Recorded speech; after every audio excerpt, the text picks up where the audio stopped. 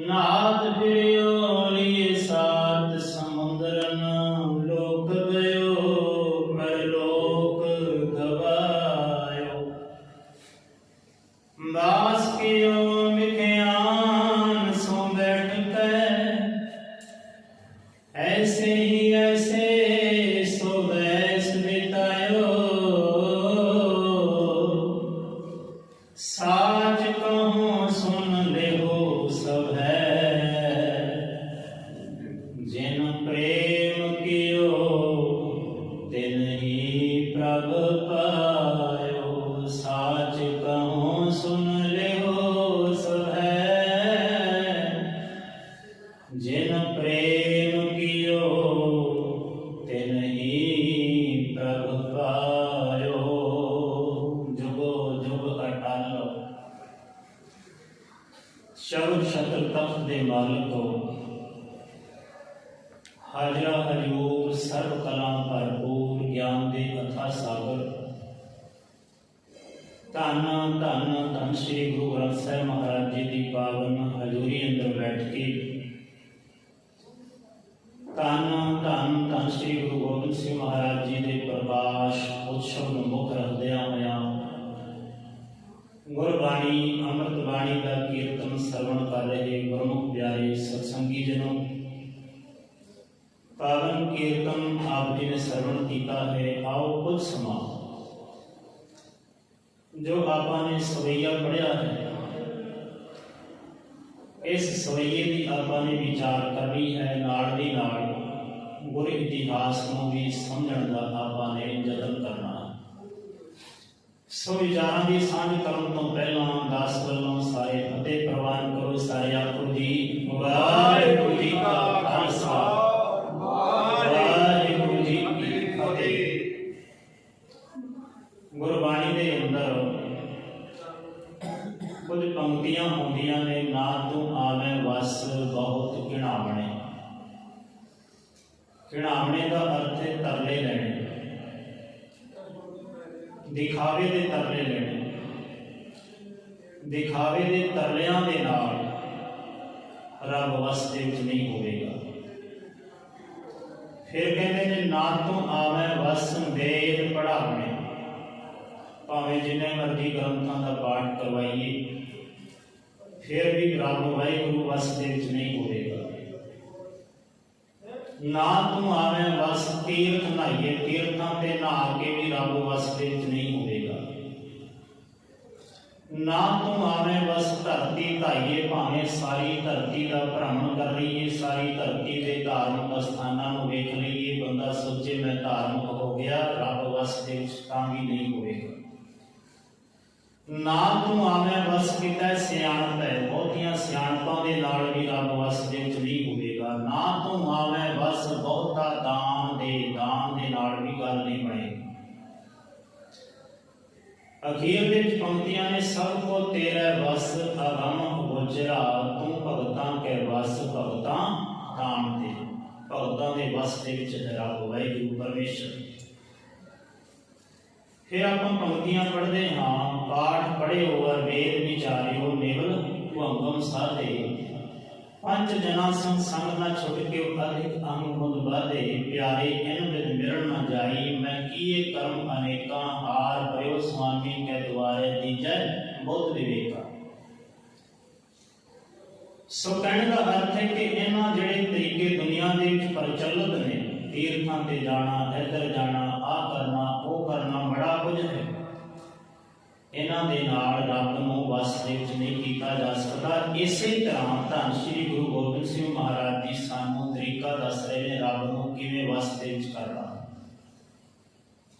पहला जिहड़े कर्मकांड प्रचलित ने लोकां दे विच, कहा भयो जो दो लोचन मूंद कै बैठ रहियो, बक ध्यान लगायो।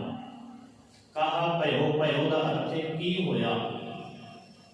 आपां शब्द पढ़दे हां भई प्राप्त मानुख देवरिया। भई का अर्थ होई, भयो का अर्थ होया, की होया।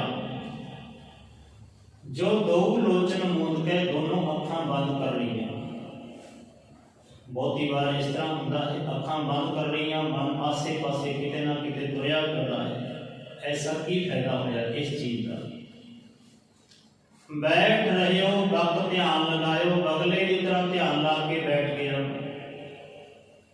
है। बगला जदों मच्छी आउंदी है तो उदों एकदम वो जाग जाता है, एकदम उन्होंने फड़न वास्ते तुरदा है। इसे तरह बहुते धार्मिक लोगों की हालत यह होती है, वेखण में इंज लगता है कि बहुत बड़े भगत ने, पर जदों उन्हों का आचरण देखिए कुछ भी नहीं। फिर कहने नाथ प्रियो जी सात समुद्रन लोक गयो पर लोक गवाए। भावें सत्तां समुद्रां ते इशनान कर रही, सत समुद्र तीर्थां ते अठ तीर्थां ते नहाउंदे ने, कदे किते नहाउणा कदे किते नहाउणा, नहाउण नूं ही समझी बैठे ने यही धर्म है। पर पातशाह जी कहते हैं भावें होर सत्तां समुद्रां ते इशनान कर रहे, गल नहीं बनेगी। लोक गयो पर लोक गवाए, तेरा लोक भी चलिया जाएगा पर लोक भी चलिया जाएगा। फिर अगली पंक्ति है बास कियो विख्यान। विख्यान का अर्थ है जंगल, जंगल दे विच निवास कर रहा, घर बार छड़ दिता, पुत्र धीआं छड़ दिते, महल माड़ी सारा कुछ छड़ दिता, जंगलों के विच रहना शुरू कर रहे। बास कियो विख्यान सो बैठ कर ऐसे ही ऐसे सो बैस बितायो। बैस का अर्थ है उम्र, इस तरह करदियां करदियां उम्र गुजारी, बस और कुछ नहीं टाइम पास किया।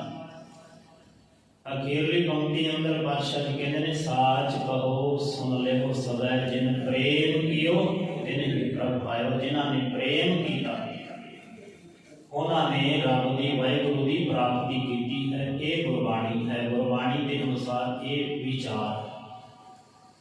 बंदा कहे मैं दान करदा, मैं ये करदा, मैं वो करदा ते मैनू रब मिल जाणगे, मन दे विच प्रेम ना होवे गल नहीं बनेगी। धन गुरु गोबिंद सिंह सच्चे पातशाह महाराज जी आनंदपुर साहिब दे विच विराजमान सन। उज्जैन तो एक फकीर आए, कई बंदे रब की खोज करते हैं, कई धार्मिक तौर पर धार्मिक स्थानों पर आते हैं। आने का मतलब केवल इन्ना होंदा है कि साडे कारोबार चलते रहन, साडा नाम चलता रहे, लोगों के ये लगी कि असीं धार्मिक हाँ बस। पर कुछ बंदे इहो जिहे हुंदे ने, वो चाहते हैं कि रब मिले, वाहिगुरू मिले, परमेश्वर मिले, ਉਹਦੀ प्राप्ति होगी, जिहड़ा असल साडा मनोरथ है ਉਹਦੀ गल। ये फकीर रब की प्राप्ति वास्ते तुरया, जिंदगी के बहुत सारे दिन कट्टे, इन्हों पता लग्या गुरु गोबिंद सिंह महाराज जी के ये दरबार में चला गया। गुरु पातशाह जी के दरबार के देखता है कि कोई भेटा लेके आ रहा, कोई भेटा, किसी ने हाथी दिते ने, किसी ने घोड़े दिते ने, किसी ने कुछ दिता, किसी ने कुछ दिता। हुण ये मन में सोचे कि मैनू भी चाहिए है कि मैं कुछ ना कुछ लैके जावां। ये हुण दरबार दे विचों बाहर आया, सोचिया की लैके जावां। बाहर फुल लगे सन, एक फुल तोड़िया नहीं ये नहीं, दूजा तोड़िया ये नहीं देना, तीजा तोड़िया, कई फुल उन्हें तोड़ दिते। एक फुल पसंद दे विच आया कि आह फुल चलो आह फुल देने। फुल लैके सतगुरु सच्चे पातशाह महाराज जी के कोल गया। सतगुरु सच्चे पातशाह महाराज जी कहने लगे फुल क्यों तोड़िया। गुरु प्यारिओ, धन गुरु गोबिंद सिंह महाराज जी इन्ना बच्चे शहीद हो गए तां भी इन्नी गल नहीं है। फुल टुट गया, गुरु पातशाह जी कहते हैं फुल क्यों टुटे, क्यों तोड़िया। तो ये कहने लगा दस्ते खाली रुसवा अस्त। ऐ सच्चे पातशाह तुहाडे दरबार में बहुत सारे लोग भेटावां लैके आ रहे हैं, कोई कुछ लैके आ रहा, कोई कुछ लैके आ रहा। सच्चे पातशाह मैं भी चाहता हाँ, मैं भी चाहता सी कि मैं कुछ ना कुछ तुहाडे चरणों के विच अर्पण करा, इस करके मैं फूल लैके आया। खाली हाथ नहीं जाना चाहिए, सियाणे लोग आखते हैं। गुरमुख प्यारिओ, सतगुरु सच्चे पातशाह महाराज जी कह लगे नह दस्ते खाली रुसवा अस्त। खाली हाथ आ जाता, गुरु ने कोई गुस्से नहीं सी होना, कोई गुस्से होने की लोड़ नहीं सी, पर दिले खाली रुसवा अस्त। पर दिल दे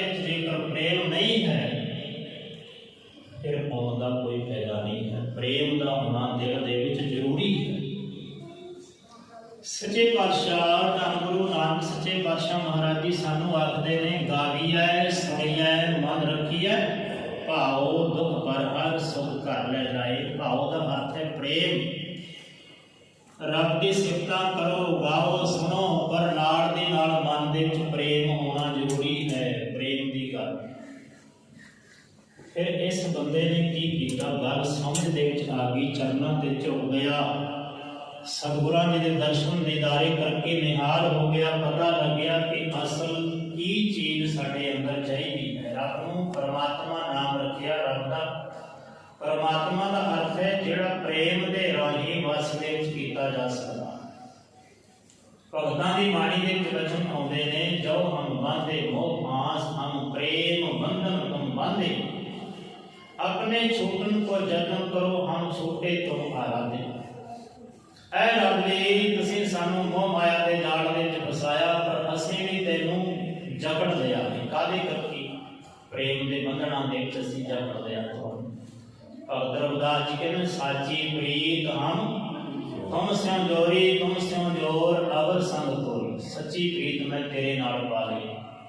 बहुत सारे बचन ने गुरबाणी अंदर, कदे किसी चीज की उदाहरण देते हैं गुरु पातशाह जी, कदे किसी चीज की, ज्यों मछली बिन पानी है क्यों जीवन पावे, बूंद भी होना चाहती को क्यों कर तृप्तावे।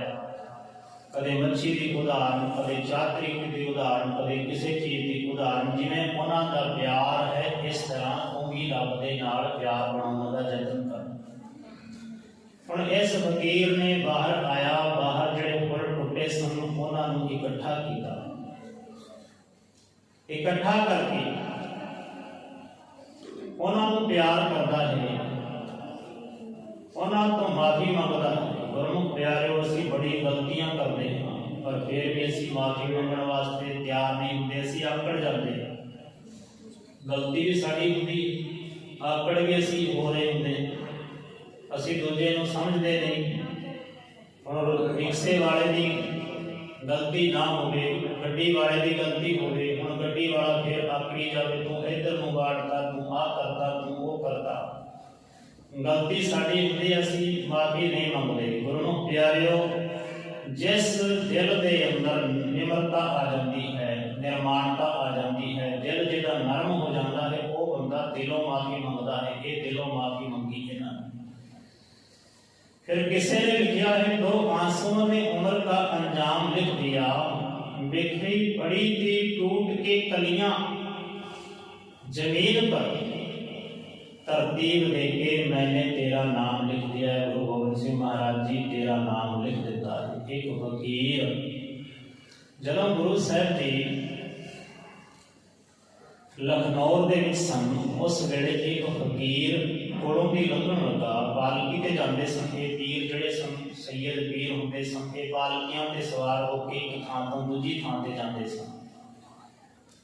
हुण ये भी पालकी ते बैठा है, जदों कोलों की लंघण लगा, इसनूं महसूस होया, पता लग्या कि कोई महापुरुष है, कोई रंगी रूह है।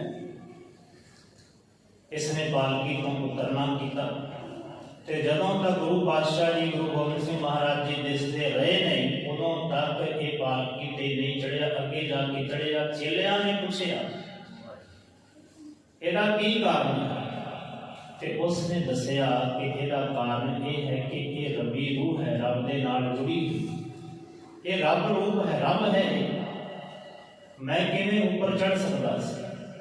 मेरा फर्ज बनता मैं इन्हां दा सत्कार करा, अदब करा। गुरमुख प्यारिओ, आपां सरवण करते हैं इतिहास के अंदर पीर भीखन शाह जी होए ने, जिन्हां दी मां सढौरे दी सी। इन्हां दा जिहड़ा पिंड सी वो सियाणा सी, ते इन्हां दे जिहड़े बजुर्ग सन वो घड़ाम दे विच रहिंदे सन।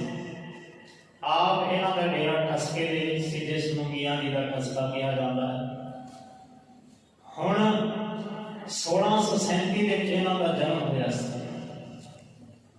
ਗੁਰਮੁਖ ਪਿਆਰਿਓ, 32 ਸਾਲ ਦਾ ਫਰਕ ਹੈ ਗੁਰੂ ਗੋਬਿੰਦ ਸਿੰਘ ਮਹਾਰਾਜ ਜੀ ਦੇ ਸਮੇਂ ਦੇ ਵਿੱਚ। ਇਹ ਕਹਿੰਦੇ ਨੇ, ਇਤਿਹਾਸਕਾਰ ਦੱਸਦੇ ਨੇ ਕਿ ਇਹਨਾਂ ਨੂੰ ਇੱਕ ਚਾਨਣ ਹੋਇਆ ਕਿ ਗੁਰੂ ਪਾਤਸ਼ਾਹ ਜੀ ਦਾ ਪ੍ਰਕਾਸ਼ ਹੋਇਆ ਪਟਨੇ ਸ਼ਹਿਰ ਦੇ ਧਰਤੀ ਤੇ। ਇਹਨੂੰ ਜਾਣਨ ਹੋਇਆ ਕਿ ਉਧਰ ਨੂੰ ਨਮਸਕਾਰ ਕਰੀਏ।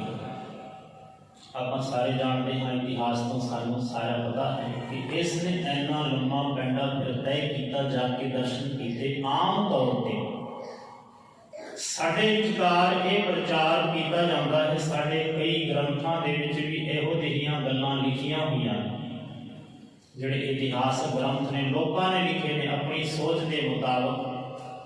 ਉਹ ਕਹਿੰਦੇ ਨੇ ਮੁਸਲਮਾਨਾਂ ਦੇ ਨਾਲ ਗੁਰੂ ਸਾਹਿਬ ਜੀ ਦਾ ਵਿਰੋਧ ਰਿਹਾ। ਪਰ ਵੇਖੋ ਗੁਰਮੁਖ ਪਿਆਰਿਓ, ਜਿਹੜੇ ਇਹ ਪੀਰ ਹੋਏ ਨੇ, ਫਕੀਰ ਹੋਏ ਨੇ, ਪੀਰ ਬੁੱਧੂ ਸ਼ਾਹ ਵਰਗੇ ਹੋਏ ਨੇ, ਇਹ ਕੌਣ ਸਨ? ਇਹ ਵੀ ਤਾਂ ਮੁਸਲਮਾਨ ਸਨ। ਜੇ ਵਿਰੋਧ ਹੁੰਦਾ ਤੇ ਇਹਨਾਂ ਦੇ ਨਾਲ ਵੀ ਹੋਣਾ ਸੀ।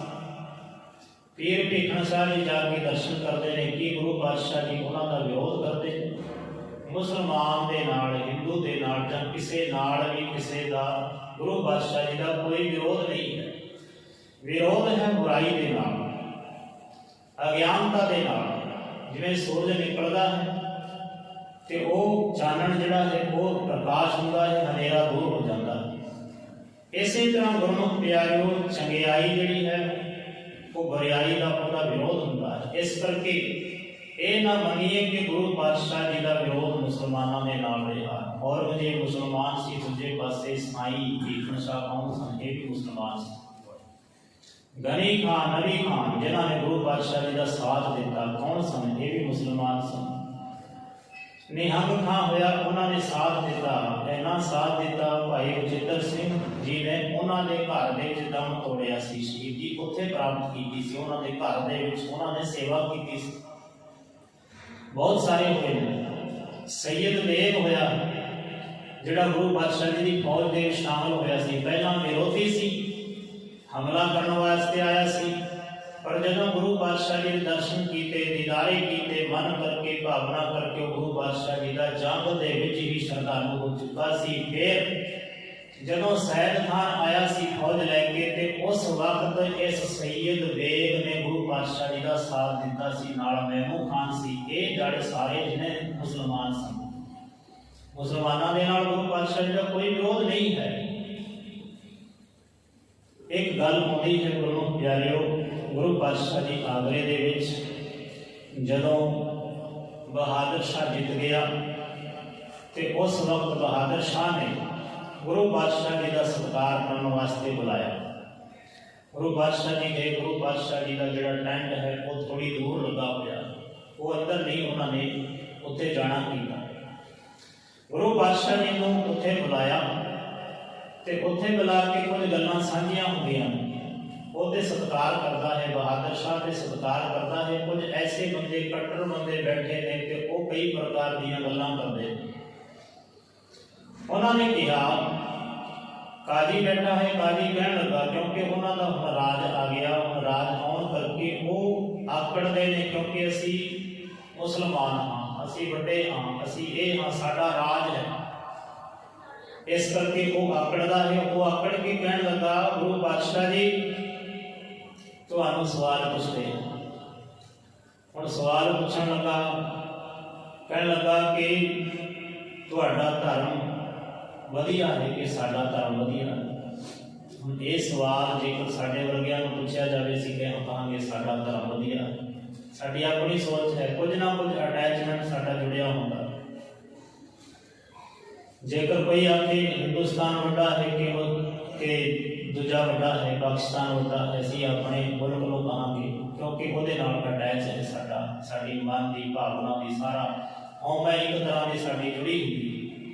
ਅਸੀਂ ਕਹਾਂਗੇ ਸਿੱਖ ਧਰਮ ਵੱਡਾ ਹੈ। ਪਰ ਗੁਰੂ ਪਾਤਸ਼ਾਹ ਜੀ ਦਾ ਬਿਆਨ, ਗੁਰੂ ਪਾਤਸ਼ਾਹ ਜੀ ਦੇ ਵਚਨ ਸਰਵਣ ਕਰੀਏ। ਗੁਰੂ ਪਾਤਸ਼ਾਹ ਜੀ ਨੇ ਕਿਹਾ ਉੱਥੇ, ਕਹਿਣ ਲੱਗੇ, ਤੁਮਕੋ ਤੁਮਾਰਾ ਖੂਬ, ਹਮਕੋ ਹਮਾਰਾ ਖੂਬ। ਤੈਨੂੰ ਤੇਰਾ ਚੰਗਾ ਲੱਗਦਾ ਹੈ, ਚੰਗਾ ਲੱਗੇ, ਵਧੀਆ ਗੱਲ ਹੈ, ਚੰਗੀ ਗੱਲ ਹੈ, ਉਹਦੇ ਅਨੁਸਾਰ ਤੁਰ, ਤੇ ਮੈਨੂੰ ਮੇਰਾ ਚੰਗਾ ਲੱਗਦਾ। ਹੁਣ ਇਹ ਜਿਹੜਾ ਜਵਾਬ ਹੈ, ਇਸੇ ਤਰ੍ਹਾਂ ਦਾ ਜਵਾਬ ਗੁਰੂ ਨਾਨਕ ਪਾਤਸ਼ਾਹ ਮਹਾਰਾਜ ਜੀ ਨੇ ਦਿੱਤਾ ਸੀ। ਉਸ ਵਕਤ ਵੀ ਇਹ ਗੱਲ ਪੁੱਛੀ ਸੀ ਕਿ ਹਿੰਦੂ ਵੱਡਾ ਕਿ ਮੁਸਲਮਾਨ ਹੋਈ, ਹਿੰਦੂ ਧਰਮ ਵੱਡਾ ਹੈ ਕਿ ਮੁਸਲਮਾਨ ਵੱਡਾ ਹੈ? ਤੇ ਗੁਰੂ ਪਾਤਸ਼ਾਹ ਜੀ ਨੇ ਉਸ ਵਕਤ ਆਖਿਆ ਸੀ ਕਿ ਸ਼ੁਭ ਅਮਲਾਂ ਬਾਝੋਂ ਦੋਨੋਂ ਰੋਈ। ਜੇਕਰ ਸ਼ੁਭ ਅਮਲ ਨਹੀਂ, ਚੰਗੇ ਕਰਮ ਨਹੀਂ ਆਪਾਂ ਕਰਦੇ, ਫਿਰ ਦੋਨਾਂ ਨੂੰ, ਜੇਕਰ ਹੁਣ ਸਾਡੀ ਗੱਲ ਕਹੀਏ ਤੇ ਸਾਨੂੰ ਵੀ ਰੋਣਾ ਪਵੇ। ਗੁਰਮੁਖ ਪਿਆਰਿਓ, ਉੱਥੇ ਹੋਰ ਵੀ ਗੱਲਾਂ ਹੋਈਆਂ ਆਗਰੇ ਦੇ ਵਿੱਚ। ਇੱਕ ਹੋਰ ਗੱਲ ਕਹਿ ਕੇ ਉਸ ਤੋਂ ਬਾਅਦ ਸਮਾਪਤੀ ਵੱਲ ਨੂੰ ਤੁਰੀਏ। ਤਾਂ ਸ੍ਰੀ ਗੁਰੂ ਗੋਬਿੰਦ ਸਿੰਘ ਮਹਾਰਾਜ ਜੀ ਬੈਠੇ ਨੇ। ਕਾਜੀ ਕਹਿਣ ਲੱਗਾ, ਮੈਂ ਸੁਣਿਆ ਹੈ ਤੁਸੀਂ ਸ਼ੇਰ ਦਾ ਸ਼ਿਕਾਰ ਕਰ ਲੈਂਦੇ ਹੋ।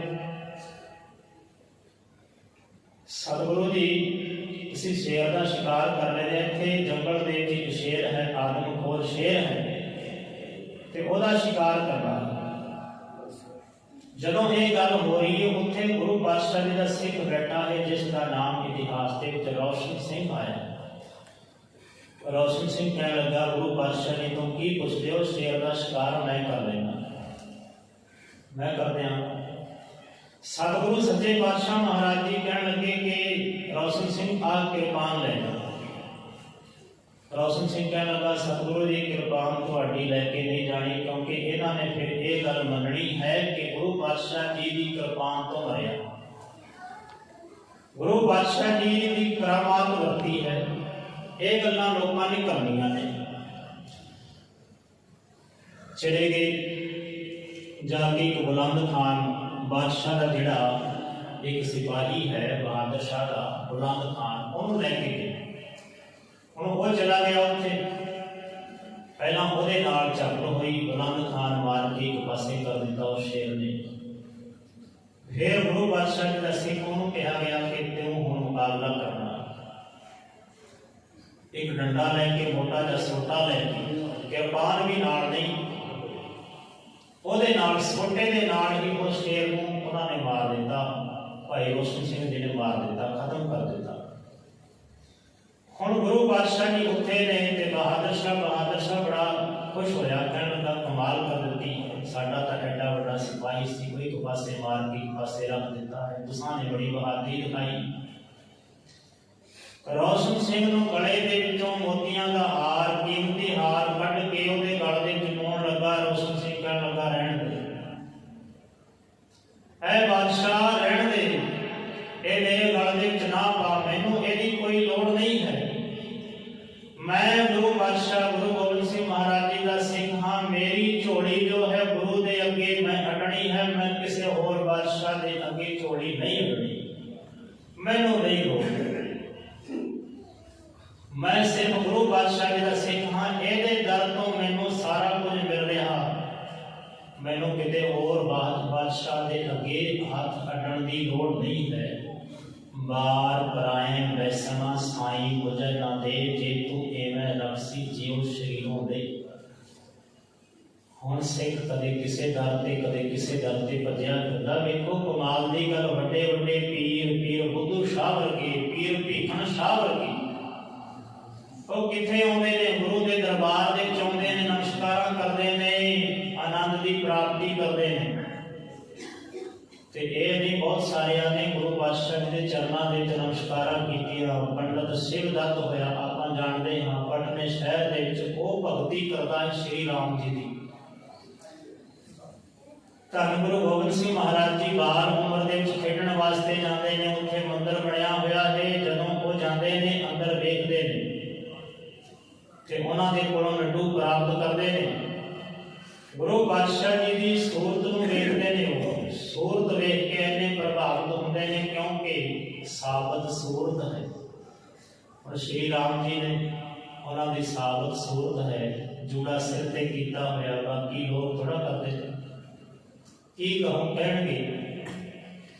ਉਹਨਾਂ ਦੀ ਸੂਰਤ ਉਹਨਾਂ ਦੇ ਨਾਲ ਮਿਲਦੀ ਹੈ। ਤੀਰ ਕਮਾਨ ਗਲ ਦੇ ਵਿੱਚ ਪਾਇਆ ਹੋਇਆ, ਸਾਰਾ ਕੁਝ ਮਿਲਦਾ ਜਿਵੇਂ ਦਾ ਉਹਨੇ ਸੋਚਿਆ ਸੀ ਮਨ ਦੇ ਵਿੱਚ ਕਿ ਉਹਨਾਂ ਨੇ ਸ਼੍ਰੀ ਰਾਮ ਜੀ ਨੇ ਤੀਰ ਪਾਇਆ ਹੋਵੇਗਾ, ਧਨੁ ਭਗਵਾਨ ਰੱਖਿਆ ਹੋਵੇਗਾ ਤੇ ਐਦਾਂ ਕੀਤਾ ਹੋਵੇਗਾ। ਗੁਰੂ ਪਾਤਸ਼ਾਹ ਜੀ ਉਸੇ ਰੂਪ ਦੇ ਵਿੱਚ ਜਾਂਦੇ ਨੇ। ਗੁਰੂ ਪਾਤਸ਼ਾਹ ਜੀ ਇਸ ਤੀਰਾਂ ਦਾ ਅਭਿਆਸ ਕਰਦੇ ਨੇ, ਆਪ ਵੀ ਕਰਦੇ ਨੇ, ਹੋਰ ਵੀ ਬੱਚੇ ਕਰਦੇ ਨੇ। ਇਹ ਸਿੱਖਿਆ ਉਸ ਸਮੇਂ ਦੀ ਲੋੜ ਸੀ, ਇਸ ਕਰਕੇ ਇਹ ਸਿੱਖਿਆ ਦਿੱਤੀ ਗਈ। ਹੁਣ ਉਹ ਪ੍ਰਭਾਵਿਤ ਹੁੰਦੇ ਨੇ ਤੇ ਗੁਰੂ ਪਾਤਸ਼ਾਹ ਜੀ ਦੇ ਵਿੱਚੋਂ ਹੀ ਉਹਨਾਂ ਨੂੰ ਸ਼੍ਰੀ ਰਾਮ ਜੀ ਦੇ ਦਰਸ਼ਨ ਹੁੰਦੇ ਨੇ। ਕਹਿਣ ਦਾ ਮਤਲਬ ਇਹ ਹੈ ਕਿ ਉਹਨਾਂ ਦੇ ਵਾਸਤੇ ਗੁਰੂ ਪਾਤਸ਼ਾਹ ਜੀ ਹੀ ਸ਼੍ਰੀ ਰਾਮ ਜੀ ਨੇ। ਤੇ ਪਤਾ ਲੱਗਿਆ ਕਿ ਇਸ ਦਰ ਤੋਂ ਸਭ ਕੁਝ ਮਿਲਦਾ ਹੈ। ਤੇ ਉਹਨਾਂ ਨੇ ਫਤਿਹ ਚੰਦ ਮੈੜੀ ਨੂੰ ਵੀ ਇਹ ਆਖਿਆ ਸੀ ਕਿ ਜੇਕਰ ਬੱਚਾ ਚਾਹੀਦਾ ਹੈ ਤੇ ਇਹਨਾਂ ਦੇ ਅੱਗੇ ਅਰਦਾਸ ਕਰੋ। ਗੁਰਮੁਖ ਪਿਆਰਿਓ, ਗੁਰਬਾਣੀ ਦੇ ਅਨੁਸਾਰ ਗੁਰੂ ਹੀ ਸਭ ਕੁਝ ਹੈ ਸਾਡੇ ਵਾਸਤੇ। ਗੁਰ ਈਸ਼ਰ, ਗੁਰ ਗੌਰ ਬਰਮਾ, ਗੁਰ ਪਾਰਵਤੀ ਮਾਈ। ਗੁਰੂ ਹੀ ਈਸ਼ਰ ਹੈ, ਗੁਰੂ ਹੀ ਬਰਮਾ ਹੈ, ਗੁਰੂ ਹੀ ਪਾਰਵਤੀ ਹੈ, ਗੁਰੂ ਹੀ ਮਾਈ ਲక్ష్ਮੀ, ਸਭ ਕੁਝ ਗੁਰੂ। ਭੀਖਣ ਸ਼ਾਹ ਜੀ ਆਉਂਦੇ ਨੇ, ਉਹਨਾਂ ਨੂੰ ਦਰਸ਼ਨ ਹੁੰਦੇ ਨੇ, ਉਹ ਆਨੰਦ ਪ੍ਰਾਪਤ ਕਰਦੇ ਨੇ। ਪੰਡਤ ਸਿਰ ਜਗ ਦਰਸ਼ਨ ਪ੍ਰਾਪਤ ਕਰਦੇ ਨੇ, ਉਹਨਾਂ ਨੂੰ ਆਨੰਦ ਮਿਲਦਾ ਹੈ। ਫਤਿਹ ਚੰਦ ਮੈਣੀ, ਉਹਨਾਂ ਦੀ ਰਾਣੀ ਦਰਸ਼ਨ ਕਰਦੀ ਹੈ ਤੇ ਐਸਾ ਆਨੰਦ ਮਿਲਦਾ ਹੈ। ਉਹ ਕਹਿਣ ਲੱਗੇ ਬੱਚੇ ਦੀ ਦਾਤ ਚਾਹੀਦੀ ਹੈ। ਗੁਰੂ ਪਾਤਸ਼ਾਹ ਜੀ ਕਹਿਣ ਲੱਗੇ ਮੈਨੂੰ ਹੀ ਆਪਣਾ ਪੁੱਤਰ ਸਮਝ ਲੈ।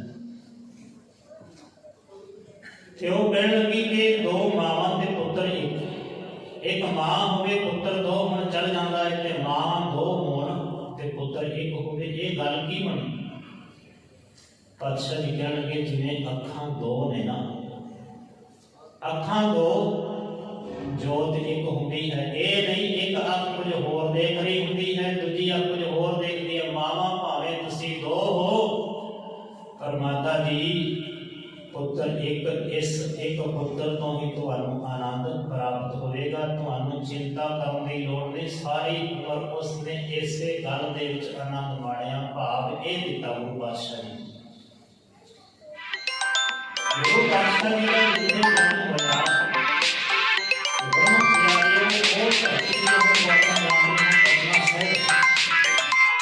ਪਟਨਾ ਸਾਹਿਬ ਨੂੰ ਕਈ ਨਾਵਾਂ ਦੇ ਨਾਲ ਜਾਣਿਆ ਜਾਂਦਾ ਸੀ। ਪਾਲੀ ਪੋਥਰਾ, ਕੁਸ਼ਲਪੁਰ, ਕੁਸ਼ਮਾਵਤੀ, ਮੋਰੀਆ ਨਗਰ, ਪਟਲਾ, ਪਾਟਲੀ ਪੁੱਤਰ, ਪਟਨਾ, ਅਜੀਮਾਬਾਦ ਆਦਿ ਬਹੁਤ ਸਾਰੇ ਨਗਰ ਉਹਨਾਂ ਨੂੰ ਨਾਮ ਦਿੱਤਾ ਗਿਆ।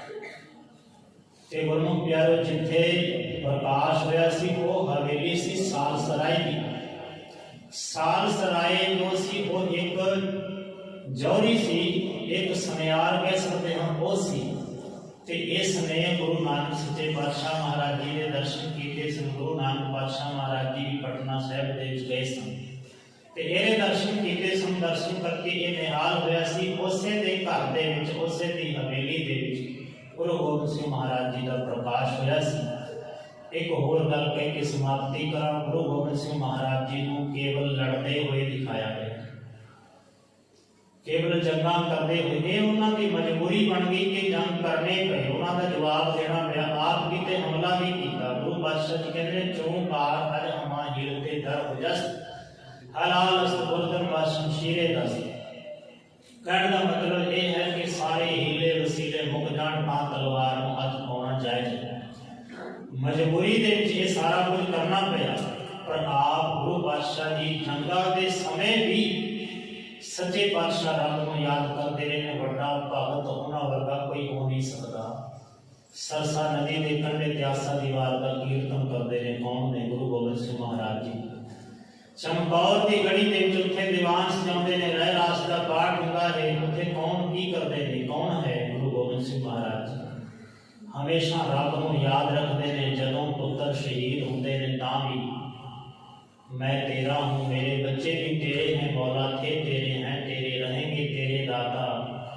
जुद शुक्र के आने का जवान पर नहीं सिकवा। ऐसे ने गुरु गोबिंद सिंह महाराज जी, जिन्हों के बारे कवि अल्लाह याद खान जोगी जी कहते हैं करतार की सौगंध है, नानक की कसम है, जितनी भी हो तारीफ गोविंद की वो कम है। इंसाफ करे जी में जमाना तो यकीन है, कह दे गुरु गोबिंद सिंह का सानी ही नहीं। गुरु पातशाह जी कृपा करन सानू प्रेम करना आ जाए। जो पातशाह जी कहते साच कहो सुन ले सबै जिन प्रेम कियो। गुरु पातशाह जी कृपा करन चरणों के नाल जोड़ी रखना। होइयां बेअंत प्रकार दीयां भुलां गलतियां क्षमा करना जी। सो धन श्री गुरु गोबिंद सिंह महाराज जी के प्रकाश पुरब की आप सब संगतां नूं प्रबंधक कमेटी वालों दासां दे जत्थियां वालों लख लख बधाई होवे। फतेह प्रवान करो सारियां को जी। वाहिगुरू जी का खालसा।